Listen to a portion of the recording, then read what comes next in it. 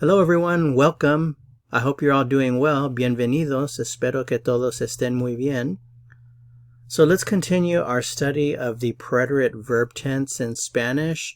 This is part of a series of videos. If you want to find the others, go back to my channel homepage and you can find the other videos that have to do with the preterite. There's also a playlist that has to do just with the preterite. You can look for that as well. So this group of verbs that we're going to study, if they have the ending ZAR, GAR, and CAR, they're pretty much like regular verbs in the preterite. It's just in one form, in the yo form, they have spelling changes, and that's all there is to it. There's really not much else to say about it. So let's take a look at an example of each type. So there's one type of verb that if it ends in CAR, the C will change to a QU just in the yo form. So notice here, it's just this one form. The other forms are all just like any regular verb in the preterite. And the reason why we have this spelling change is to preserve the sound in the yo form. In other words, C-A-C-O-C-U, the C is pronounced hard like a K, so ka, ko, ku. But C-E and C-I, it's pronounced like an S, so se, si. So if you conjugate this verb and you leave the C and you just add on this ending, you would have the word busser, but which doesn't make any sense. It's not the verb buscar. So we change the C to a QU to preserve the sound. The same thing happens with the verb pagar and any verbs that end in GAR. The G will change to a GU for purposes of preserving that sound, the sound that the infinitive has, the gar, pagar. So it's just this one form, and the other forms are just like any other regular verb in the preterite. And the verb empezar also has a spelling change. The Z will change to a C just in the yo form. And that's it. That's the explanation. That's all you need to know. The other forms are just regular, so it's really just a matter of practice. So let's go ahead and practice a little bit. So if I wanted to ask someone, what did you look for? How would you say that? So que is what, and we want to put buscar in the preterite tense in the tu form. So we have the question, ¿Qué buscaste? ¿Qué buscaste? What did you look for? ¿Qué buscaste? If I want to say I looked for my keys, I looked for my keys. Remember, this is a yo form, so that's the one that has the spelling change. So just be careful with the spelling. Busqué mis llaves. Busqué mis llaves. I looked for my keys. Busqué mis llaves. Busqué mis llaves. I looked for my keys.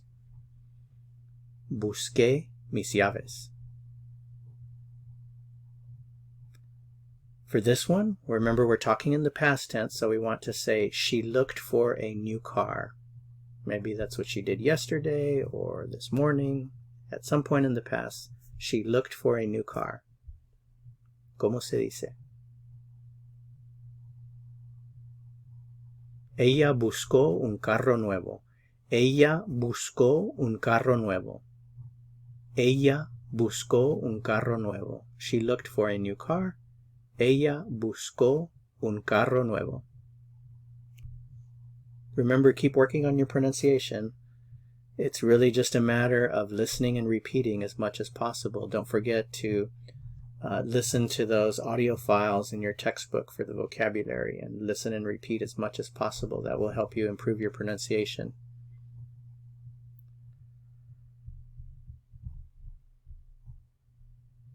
How would you say, we looked for a restaurant?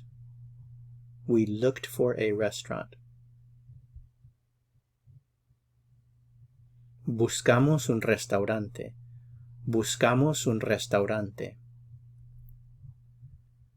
Some of you might note that the form buscamos in the preterite is the same as the form in the present tense.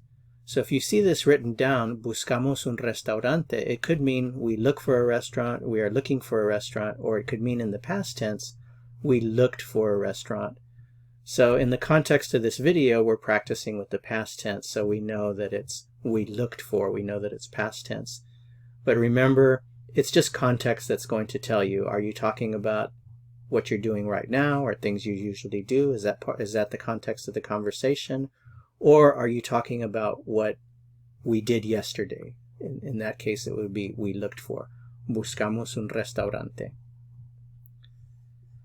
They looked for the dog, so maybe the dog got out and they looked for it. Ellas, ¿cómo se dice? They looked for the dog.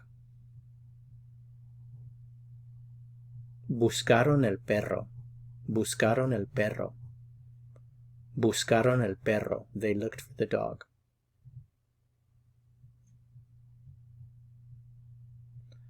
Let's go ahead and try a few examples with pagar. Pagar means to pay.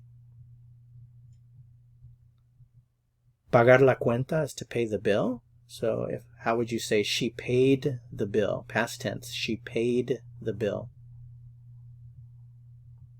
¿Cómo se dice en español? ¿Cómo se dice? El pretérito. Ella pagó la cuenta. Ella pagó la cuenta. She paid the bill. Ella pagó la cuenta.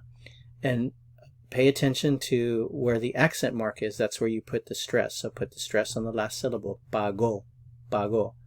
If it didn't have the accent mark, then it would be pago. You put the stress over here, and that's a different subject, and that's a different verb tense. Pago means I pay. So remember, pagó, paid. Ella pagó la cuenta. They paid the bill. ¿Cómo se dice? Ellos pagaron la cuenta.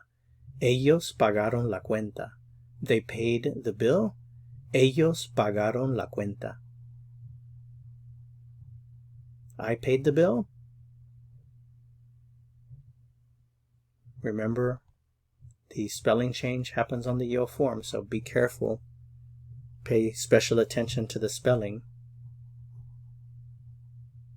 Pagué la cuenta. Pagué la cuenta. I paid the bill. Pagué la cuenta.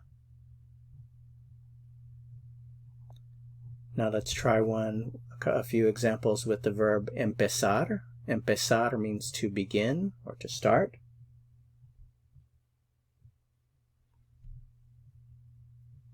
So we have ellos empezar en la tarea.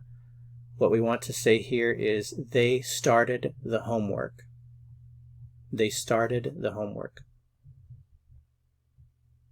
Past tense, remember. Ellos empezaron la tarea. Ellos empezaron la tarea.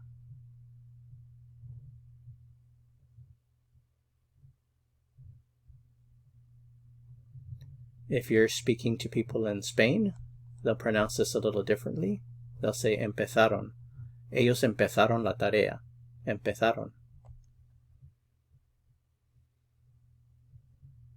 We started the homework. We started the homework.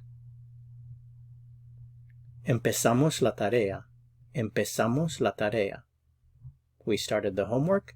Empezamos la tarea. O en España, empezamos la tarea.